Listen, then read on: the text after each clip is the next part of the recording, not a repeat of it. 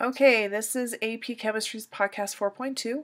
We're going to talk about quantum numbers, electron configurations, and orbital box diagrams. So quantum mechanics helps us answer the question, where is the electron in an atom? That's what we want to know. That's what these scientists were trying to figure out. And it turns out the answer is actually pretty complex and requires quite a bit of high-level math. What we know for sure is that we don't exactly know where the electron is. We only know where it might be. So according to these scientists right here, what they did is they came up with some shapes. So they took the data that we got using this formula that we talked about last podcast, the negative 2.178 times 10 to the negative 18th, and then you take the atomic number squared over the energy level squared. So that's the hydrogen data right here that they're talking about. Schrodinger came up with an equation from this. Well, he used that equation, and what he found out when he was trying to determine where an electron is he found out shapes. So not lines, not orbits like we were thinking. There's actually shapes where we're likely to find these electrons. Those shapes are probability distributions. They tell us that they are the areas that are most likely to contain an electron when we're looking at some certain atoms. And these shapes should look familiar to you because we have talked about those last year. This sphere right here, when it's in a circle like this is called the S subshell. Over here, these three different options, these are the P's. So S, P, D, and F. Those are the shapes he came up with when he was doing all of his math. The reason that we have this picture right here is to point out the fact that there's not a nice, neat edge here to these shapes. It's really a fuzzy line. So it's not a really defined area. You just have the probability of finding it in here, and it kind of gradually gets less and less likely as you go. So there's not just a definite line that defines these. They really have fuzzy areas that looks like this one. So we have the S, we have the P's, and then here are the D's. So remember, the D can hold up to 10 electrons. And each of these pictures represent one of those orbitals that can each hold 2 electrons. So each of these shapes can hold 2 electrons in them, and that's why you have the 5 different shapes to hold up the 10 electrons. And you can see that some of these shapes are kind of crazy, especially when you get down to this one right here. And then here are the F's. So the F's look even a little bit wilder than the D's. And the F's can hold up to 14 electrons. Well, that's why there's 7 different pictures, because you can fit up to 2 electrons in each of these pictures. So S, P, D, and F were actually the result of doing some math with what they knew from the hydrogen data from Bohr's model and coming up with where the electrons were most likely to occur when we looked at atoms. So shapes come from a mathematical equation that has variables called quantum numbers, and the quantum numbers are new for this year. We haven't really talked about them. Quantum numbers, there are 4 of them, and quantum numbers go along with electron configurations. They give an electron an address. So the 4 different types of quantum numbers that you need to know are N, L, M sub L, and M sub S. N is called the principal quantum number.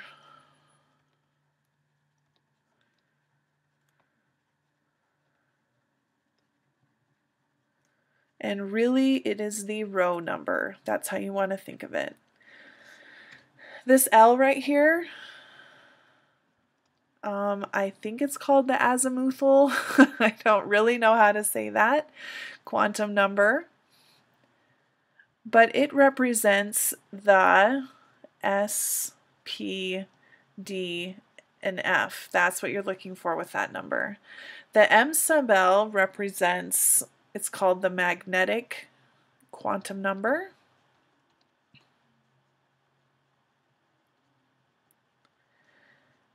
It represents the orbital that these things are in. So, for example, we know that in the P subshell there are 3 orbitals. These magnetic quantum numbers give each orbital its own specific number. And I'll do some examples so you can see what we're talking about here. And then M sub S is called the spin quantum number. When electrons go together within a same orbital, so we're talking a same box here, they have to spin in opposite directions. So if they go up, we say it has a positive 1/2 for its m sub s, and if they're spinning down, then we say it has a negative 1/2 for its m sub s. So this tells us the direction it's spinning. These quantum numbers allow us to give each electron an individual set of quantum numbers. No electron will have the same set of quantum numbers. Okay, so here's a table that summarizes those different numbers that we just talked about, those different quantum numbers. You can see the name again, which we already talked about, what it means, but what you really need to pay attention to is this row right here. Possible values. Because n is talking about the energy level or the row number, it can never be equal to 0, and that's because there's no 0 row number. So n has to be 1, 2, 3, 4, it's whole numbers starting with 1. This L number has to be starting at 0 and then it goes up to n minus 1. So for example, if n equal 2, then your L here could equal 0 or 1. It could be both of those because it always has to start at 0 and then you just build your way up to n minus 1. So if n equals 3, then my L numbers could be 0, 1, or 2. Now what those L numbers mean is right here, and that's a really important fact also. If you have an L of 0, it means you're in the s orbital. An L of 1 means that electron's in the p orbital. An L of 2 means that you're in the d orbital, and 3 is in the f orbital. So this tells you specifically what orbital is it in, the s, p, d, or f, depending on what the value is. M sub L tells you that within that certain subshell, or within that S, P, D, or F, which box is it? So if you remember back to last year, when we were drawing orbital box diagrams, the S got one box. If I were drawing something for the P's, the P was represented by 3 boxes. The D would be represented by 5. What that tells me then is that my M sub L is actually numbering these boxes. So not only does my electron have a row number, it has an S, P, D, or F, it also has a number that corresponds to the box that it's in, and then whether it's pointing up or pointing down is the M sub S. So all these different parts that go into an electron configuration and where these electrons are located, we are now able to assign numbers to, so that's how each electron gets its own unique set of quantum numbers. So if we did an example problem here with oxygen, what you're seeing here is the orbital box diagram for oxygen. Oxygen's electron configuration goes 1s2, 2s2, and then 2p4. Oxygen has 8 electrons total, so you can see it has 2 electrons in the 1s, 2 electrons in the 2s, and 4 electrons in the 2p. And that's just what's represented here in a visual format right here. So if I wanted to, for example, just pick one of these electrons, let's pick this guy right here. I want to write the quantum numbers for that electron. So the n for this one is the row number, and in this case it's going to be 2. The L represents what letter, what shape, what subshell it's in. So if you'll remember, S is equal to 0, P is equal to 1, D is equal to 2, and F is equal to 3. So in this case, since that electron is sitting in the P subshell, I'm going to assign an L number of 1. The M sub L tells me what box it's in. So if I'm thinking about this, I know that M sub L can range from negative L to positive L.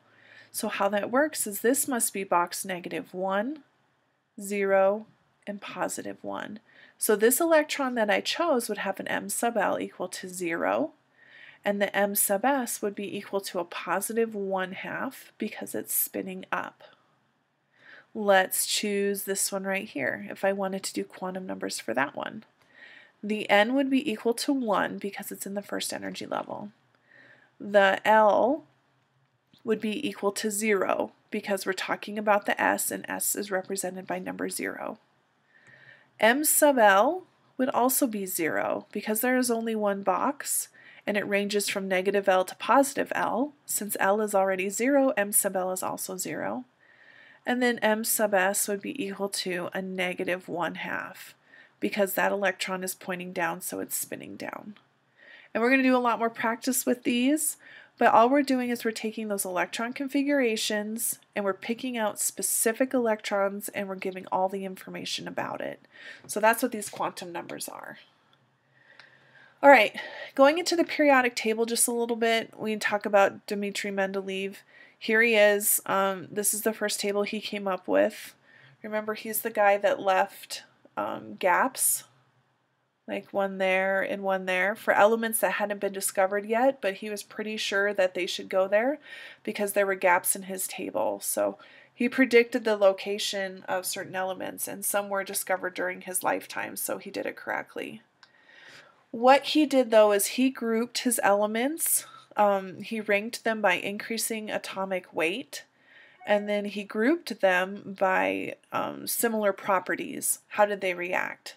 And that's how he got his groups here. All right, so with the periodic table, we also can write just those electron configurations that we were talking about. And this picture right here shows us the electron configurations in terms of the S block, P block, D block, and F block. The S block is the first two columns, and remember, helium actually falls right here. So it's part of the S group. Bring it over here. Okay, then we have the P's, the D's, and the F's. The S's can hold 2 electrons, and they're 2 columns wide. The P's can hold up to 6 electrons, and they're 6 columns wide. The D's can hold up to 10 electrons, and they are 10 columns wide. And then the F's can hold up to 14 electrons, and that's why they are 14 columns wide. So here is where they are at. You're going to have to memorize that and be able to use your periodic table that just has the atomic symbols on it. You won't get a special one for electron configurations. They're just going to assume that you're able to do that by looking at your periodic table. So we're going to do some practice with these, and this is what your periodic table looks like, so that's the one we're going to use. Let's start with a really simple one, hydrogen. Remember the row numbers down the side, 5, 6, and 7, and then we think of the S's right here. These are the D's, the P's, and the F's. So if we're doing just hydrogen, though, you always go row number first, so it'd be 1, S, and we only go into the first element, so it's 1 S and 1 electron. And that would be the end. That's it for the electron configuration for hydrogen. The next one we're going to try is lithium. Lithium, we have the S's and the P's over here. Lithium would be 1 S, and you go all the way across this, 1 S, 2, because I crossed 2 elements, 1 S, 2, and then it'd be 2S, and I go 1 in, so 2S, 1. Lithium has 3 total electrons, and 2 plus 1 are my 3 electrons. So there are 2 electrons in the 1S and 1 electron in the 2S. The next one is vanadium. Vanadium is right here, so we're going to have to work our way all the way down there. I'm going to number my rows again. And then we need to talk about the D group, because the D group is a little special. You go 1S, 2. So that would be the first step.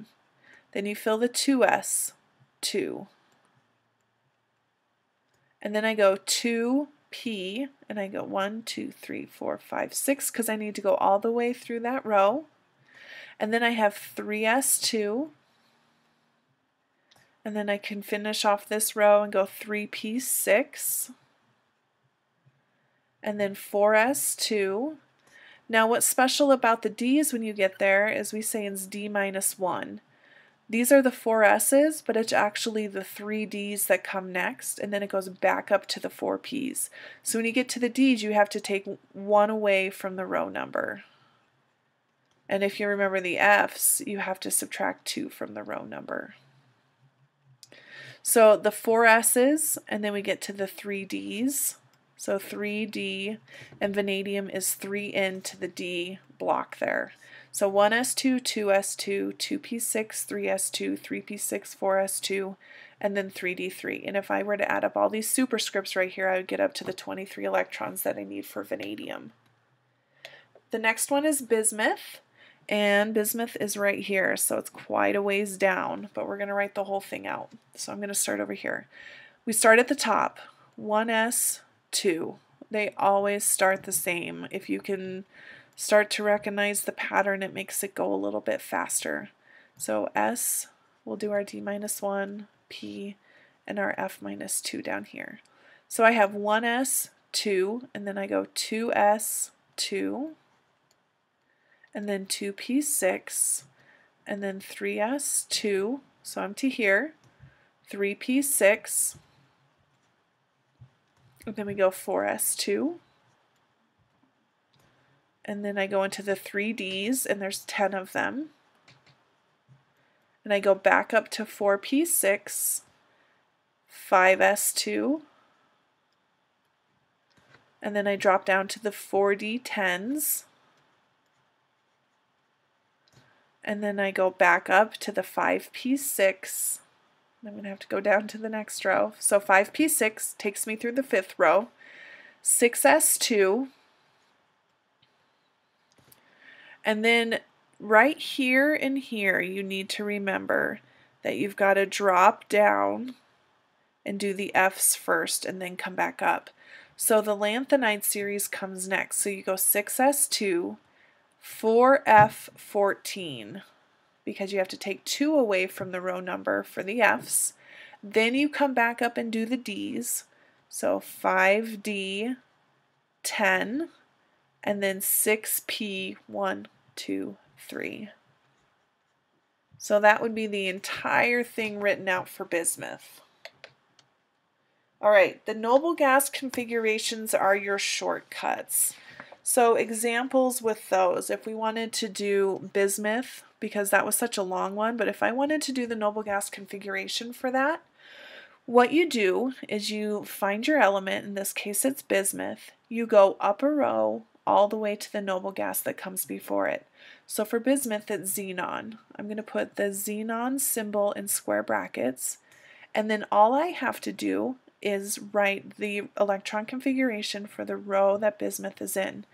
Putting xenon in square brackets like that takes care of all of this for the electron configuration. I don't have to write it, I don't have to worry about it. Putting xenon in square brackets took care of it. So I'm going to start here with 6s2, then I do the 4f14s, and then I go up to the 5d10s, and then my 6p3. So you only have to finish out writing the electron configuration. Oh my goodness. Come back. There we go. For the row that that element is in. Let's try another since that kind of disappeared on us. Let's do calcium. If I wanted to do calcium's noble gas configuration, I would go up a row all the way to the end. So I'm going to put argon in square brackets.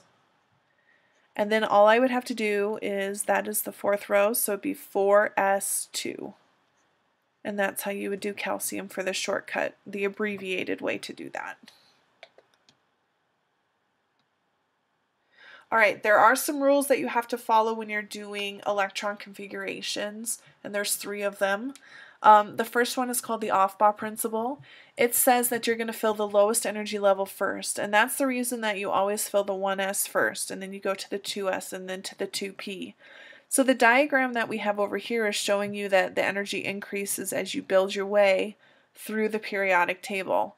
And you can see how the 4p's and the 3d's and everything kind of changes energy. So you have to fill the 1s before you fill the 2s. And you have to fill the 2s before you fill the 2p. That's what the Aufbau principle says. Hund's rule says that you're going to have 1 electron in each orbital before they're going to pair up. And we're talking about the p's, d's, and f's with Hund's rules.